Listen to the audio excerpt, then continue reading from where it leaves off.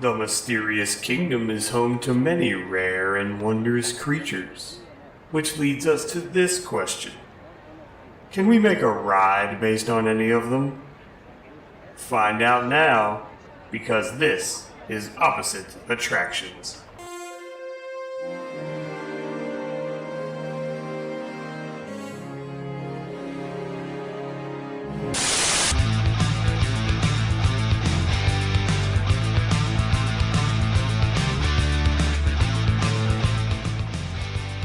Welcome to Opposite Attractions, the show about theme park design that is technically possible. I am your host, Scottye Moore, joined as always by the thousandth happy aunt. It's Jim Murphy! I'm speaking it out into the world. I'm making it real that Okay. I'm going to be the first person forcibly removed from Galaxy's Edge for trying to lead First Order cast members to the Resistance ride to capture them. Yeah. Either that or I will dress as a First Order person, like I will wear their clothes and go on the Resistance ride, and when they capture everybody, just be like, "Nah, guys, it's me. I'm cool. It's me. I'm with you. It was me all along. Come on, man. I brought them to you. It's called a twist. Now, please don't kill me, Mr. Kylo Ren, please, sir." Yeah. Oh, man. Hollywood Studios is honestly kind of just terrifying for me at this point. Like, I finished up at Magic Kingdom surprisingly early on Monday, and my flight wasn't till like 8 that night. Couldn't turn in my rental car till 6, so I was like, what am I gonna do? Well, I could always go to Hollywood Studios. It's been a while since... No, I'm not gonna do that.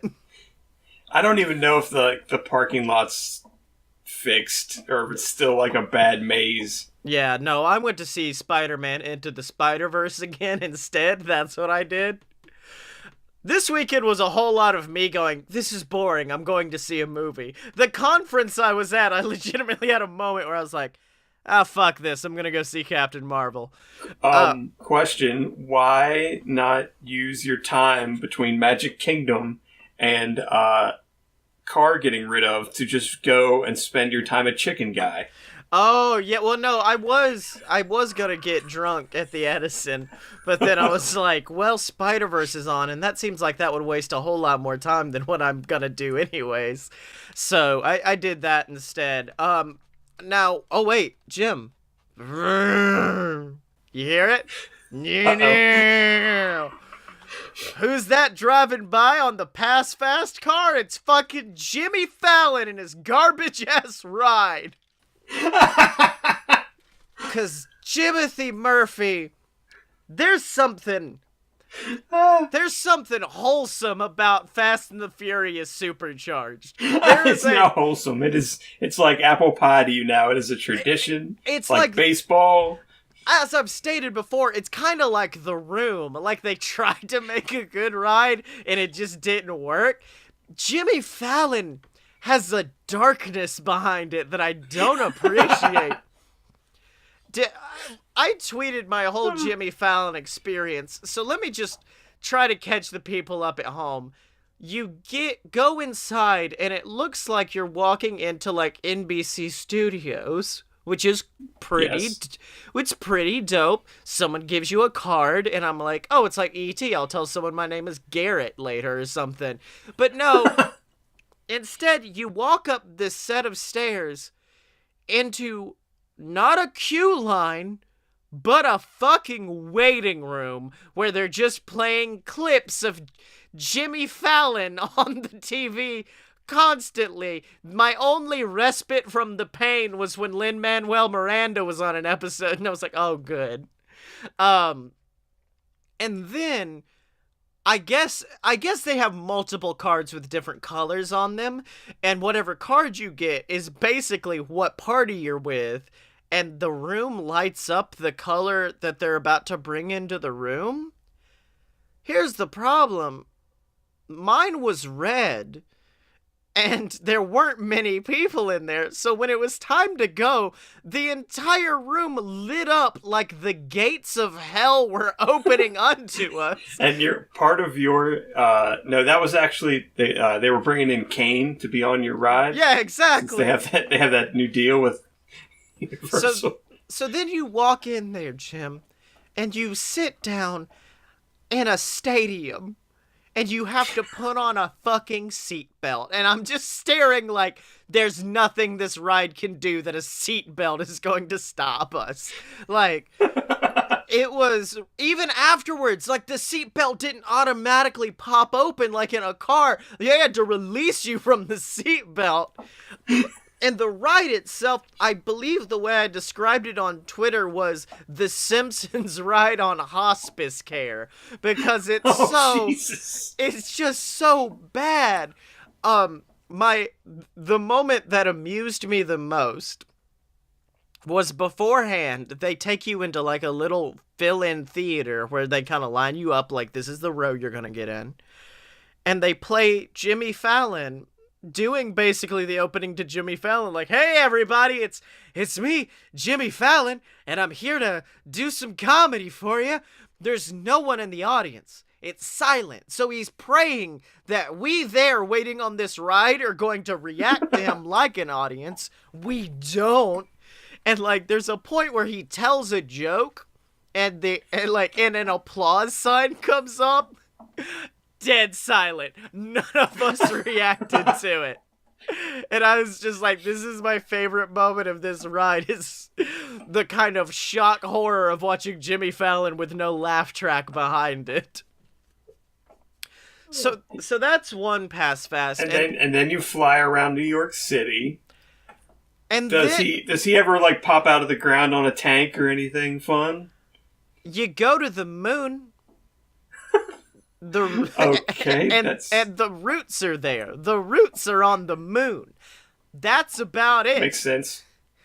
So that's that garbage ride. And then I don't want to call this a garbage ride because it's a very beautifully well done ride. It's also boring as all hell. And that's Avatar Boat Ride from Hell. Jim, it's so pretty. It's such a pretty ride, but also don't expect much. It's literally, hey look, there's a glowing tree. Now here's a really dope animatronic, and then you're done. And I'm like, hey man, mehewa. I'm like, people are waiting 60 minutes plus for this ride. Absolutely not. I cannot. Have you? I waited 63 minutes for Little Mermaid. I'm sorry. At least you got the cool. It was like 2 weeks after it opened. At least you get the cool animatronic in the middle of it. So it still has a decent line too. I think the only animatronic I really like in there is the beginning one. Ursula? Really, I like the beginning one. No, I like the beginning Ariel more than the. The Ursula's broken a lot. I love Ursula. Ursula is the best, well, when it works. Also, cut back to the last time we rode Haunted Mansion and got trapped in the attic as the rug broke down. Fucking did it again! Trapped me in the demon attic, almost in the exact same spot. I don't think it's breaking down so much as it's probably wheelchair access. Well, that too, but that's not as funny. And then, you go down and there's the fucking pop-up ghosts that are spooky and the worst thing in the world. I got stopped right in front of one of them. So it was like every 2 seconds. Oh shit, okay. I'm gonna prep for it though. It's not gonna give me this to fuck! And apparently, they've added like 2 more to the end of the ride, and they aren't like a gentle pop-up. There's like pneumatics underneath it that blow up a skirt, and it just like screams in front of you, and it's the worst thing. Also, quick question. Does little Leota wink? Because I've never seen little Leota wink. But she winked at me this time, and I'm really afraid that she's an actual ghost and was winking at me. Like, I'll never tell. Wink. Not sure if she has passed away. I will look right now. Yeah. And while you do that, let me ask, have you seen Rivers of Light? Yes, I have. I have seen Rivers of Light. Jim, I cried so hard at this fucking dumb water show with leopards in it. I cried so hard. Why? I realized I'm a family man now, Jim. I'm a family man. And I left my family here to go to Disney, and there's like a penguin waddling up to a mama penguin, and my mom loves penguins, so I start crying at that. Then there's like a baby cub like nudging its dad, and I'm like, that's me and my baby. Like, I had a real family moment there, Jim. Question, do they still have the weird boats in the water? You mean the boats that have like projections that go onto them? Well, because like up until I want to say like October, November, maybe the end of the year, they had people that were in the crowd at the beginning before the show started. They were like shamans of the river or something, and they would like walk around up and down the aisles, and they would like mess with little kids and stuff. Oh, no. And then they would go down to the edge, and they would get in these boats, and then the boats would kind of ride around during the show. That did not happen. Yeah, they got rid of those people because they wanted to make the show more boring, apparently. Because which is hard to do, given how boring it already is. Look here, I sobbed. Now, when the flowers came out, it takes like 15 minutes for them to get in place. Now, that point was a little bit boring. Well, originally, they were going to use some kind of like, I don't want to use the term drone technology, but there was going to be like 40 of those little bastards floating around. Like little tinier ones that were going to light up, and they were going to be all over the water, and they were going to move like in patterns and stuff. And then they were like, "Nah, that's too expensive," and they cut all of that crap. Now, can I just say, because we're about to have to get into what the actual show's about, but I had a moment. Most of it, Disney's very good at wrapping you into the show, and I was very engrossed in it, and nothing really distracted me and put me back in my head until that big-ass flower came out with some shit in the middle, and the whole time all I'm thinking is, what's that shit gonna do? What's that shit doing? I know it's gonna do something eventually. What the fuck's it gonna happen? And then, like, near the end, it starts extending upward into the sky, and I'm like, oh, fuck, something's going down. And then it lights on fire, and I went, I am not disappointed. Yes! Question. Did they still do the show before it, like on the Tree of Life? Did they still do that? I mean, I wasn't near the tree. Are you talking about like where they just do projections on the Tree of Life? They do projections on the tree, but it's like the carvings come to life. That blew my damn mind. Motherfucker, what? No, I just sat by. I don't even know if they still do it.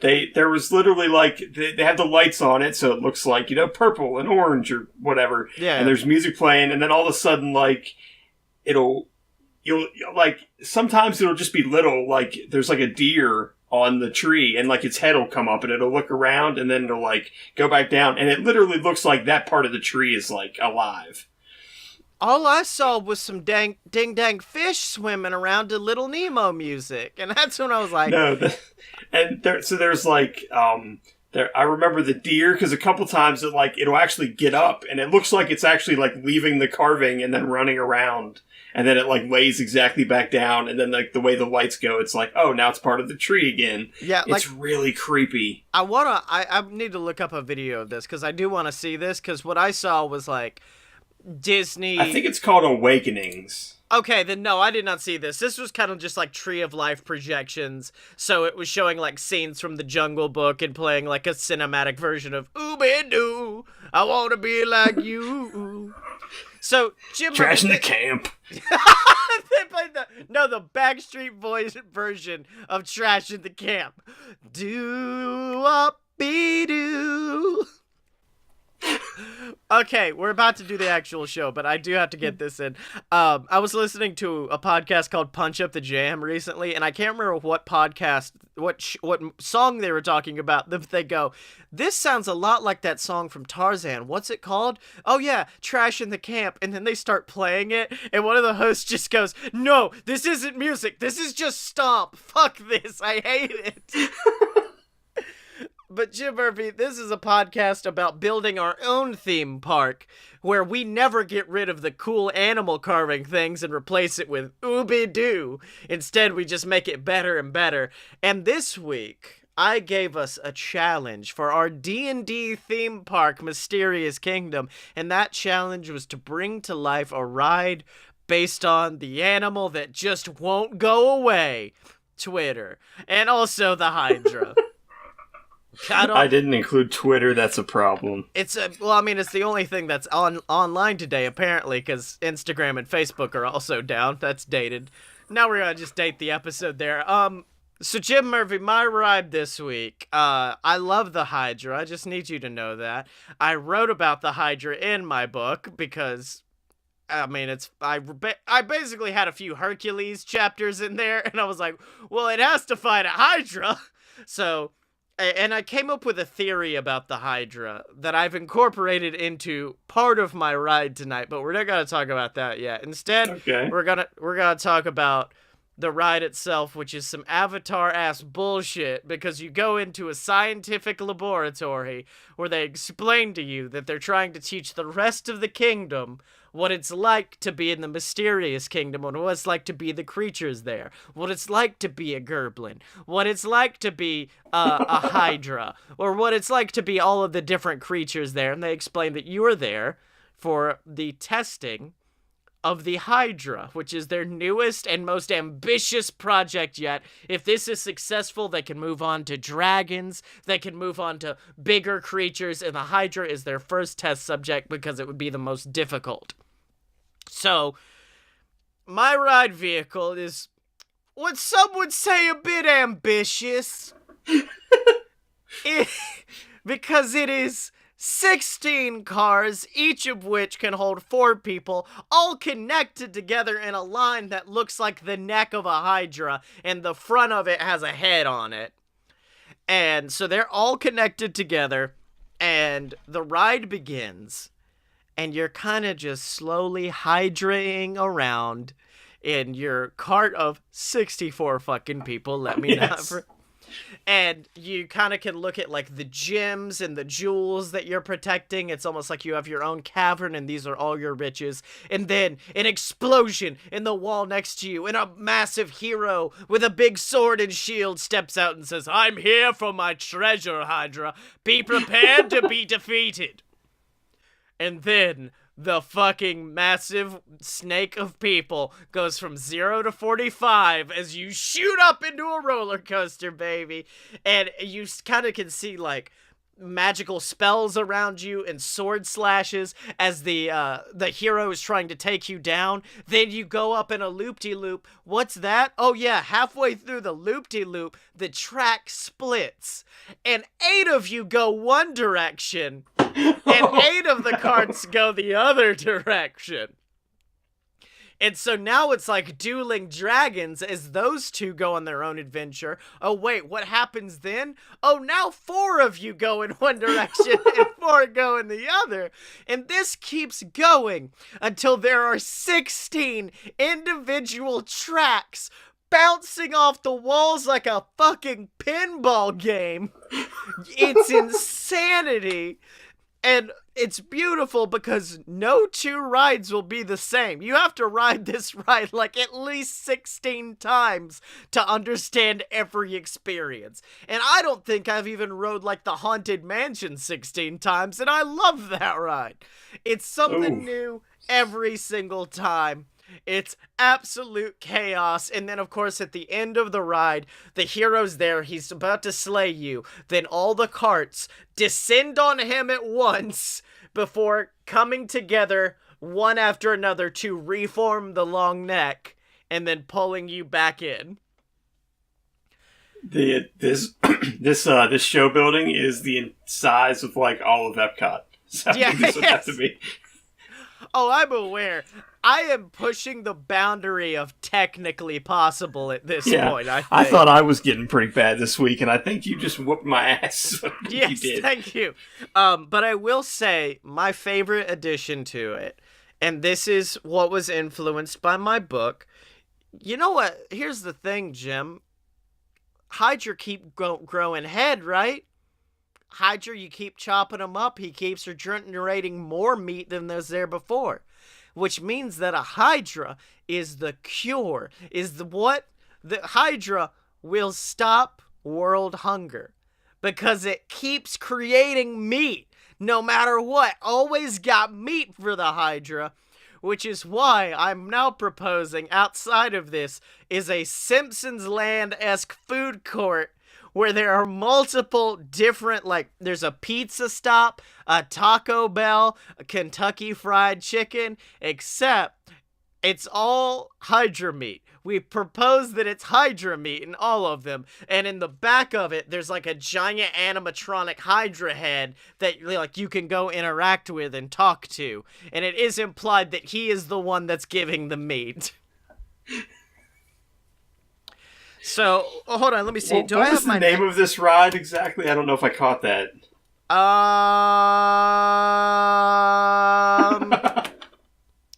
The Hydra's Cave.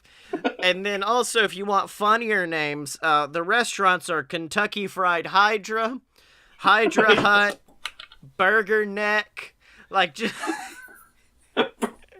Burger Neck. Oh, Burger Neck were my favorite X-Men. Yeah. So yeah, that's my Hydra-inspired ride, Mr. Murphy. Bring your thunder to the table, baby. Yeah, I have my joke. My joke ride was called Fort Hydra, and it's basically living with the land because the guy that runs it, it's actually supposed to be Fort Hydrangea, and so it's all plants. I prefer. Hold on. Let's combine some ideas here. It's living with the land, except it's slowly revealing that all the food you're eating is Hydra meat, and it's just showing multiple necks of Hydras getting sliced in half. That's my jokey ride.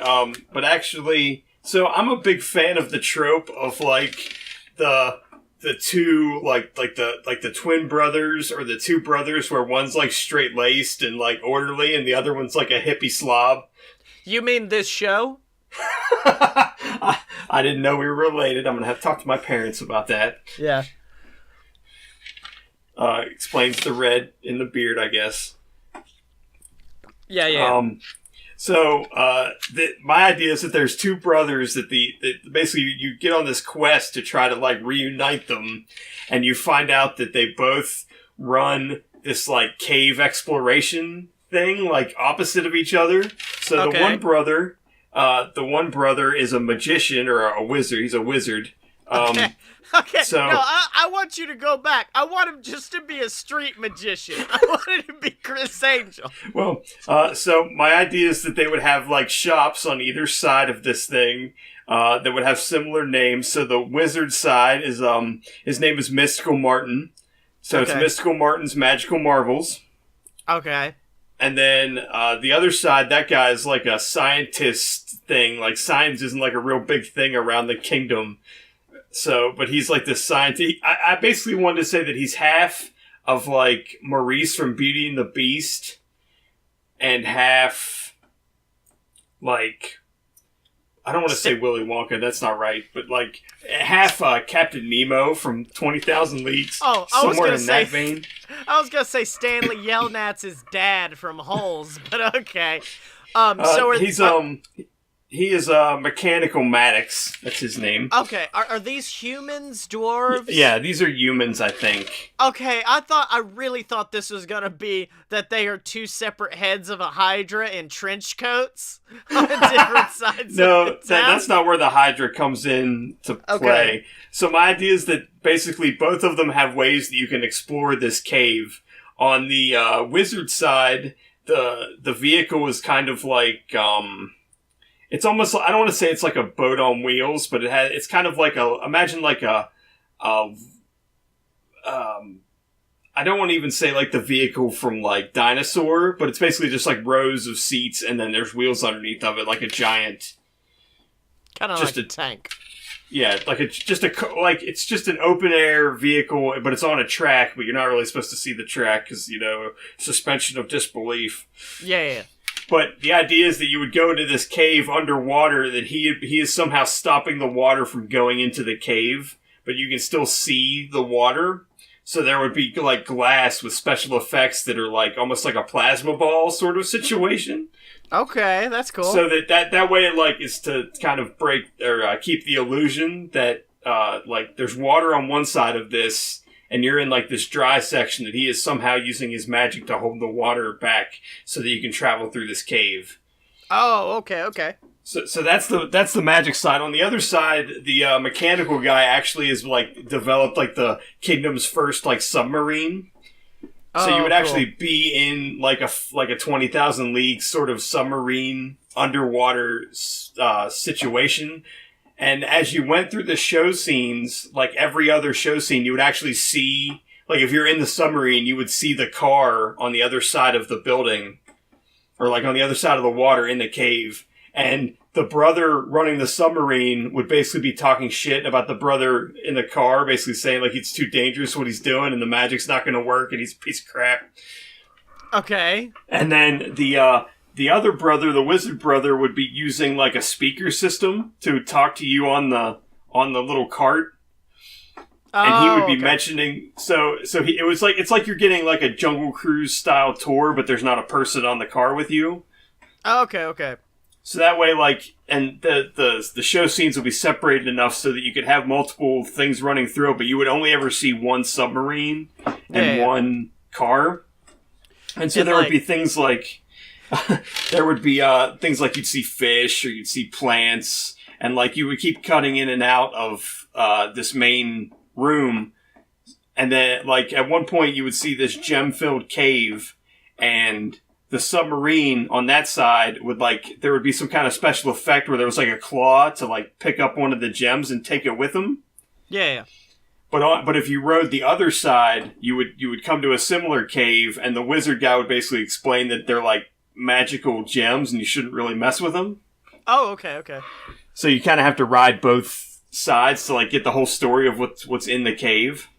Okay. So when I came up with this idea, I was thinking of the Hydra as like a solely underwater creature, like a kraken, and I was wrong about that. So yeah, a little bit. So eventually you would come out of the water in the car, and the submarine would sort of surface enough that you would be able to like see in this cave, and you would see a Hydra like in this cave that you would really only be able to see the necks and the heads. Like you woke it up, basically. Oh, okay. And the brother on the submarine, like that kind of, like that story, he's like, oh crap, I'm like, my brother's gonna die, like I have to do something. So he uses like a weapon on the sub to try to take out the Hydra. So like one of the heads would like drop down, but then like two more would pop up in its place. Okay, that's cool. And so he would keep trying different things to try to beat it, and eventually there would be like 6 giant heads swinging around, and they'd be going after the like wizard like little cart.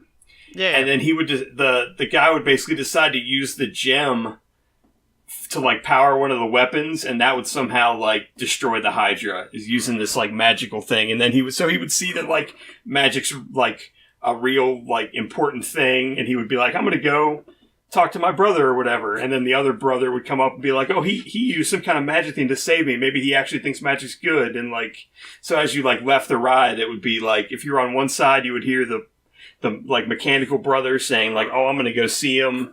Maybe we can work together to like build something together. Okay.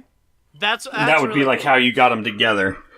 All right, I thought at one point that you were going to say, like, the submarine was carrying a large supply of chocolate while the boat was carrying a large supply of peanut butter, and then you crash into one another. And then the Hydra comes out and is like, no, it's delicious. Taste. And then we'd find out that ride was sponsored by Reese's.